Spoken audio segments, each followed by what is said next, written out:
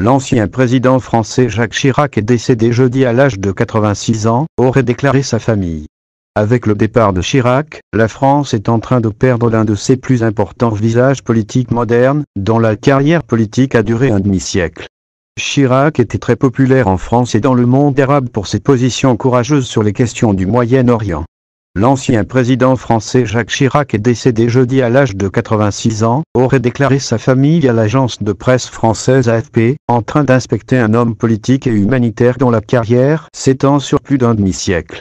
Chirac connaissait un bon état de santé mais a été victime d'un accident cérébrovasculaire en septembre 2005 lors de son second mandat, ce qui a eu des conséquences sur la détérioration de son état de santé.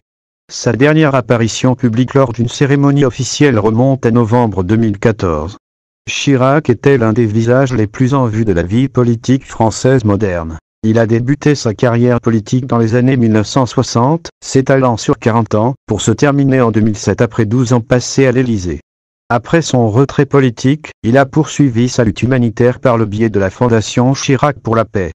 La lutte politique de Chirac a commencé en 1965 lorsqu'il a remporté sa première bataille et est devenu consultant dans la commune de Saint-Ferriol, dans la région centrale de la Corrèze. En 1967, il poursuivit ses exploits en remportant un siège au Parlement de la même région.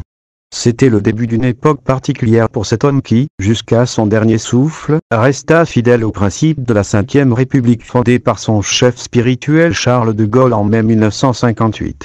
Chirac était très populaire en France et dans le monde arabe pour ses positions courageuses sur les questions du Moyen-Orient, notamment son refus de participer à l'invasion de l'Irak aux côtés des États-Unis dirigés par George W. Bush et la Grande-Bretagne sous le Premier ministre Tony Blair, ce qui lui donnait une grande place dans la communauté internationale.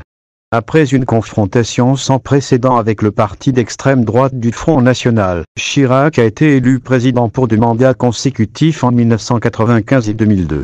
Il est resté 12 ans en poste, devenant ainsi le président le plus ancien après son prédécesseur socialiste, François Mitterrand.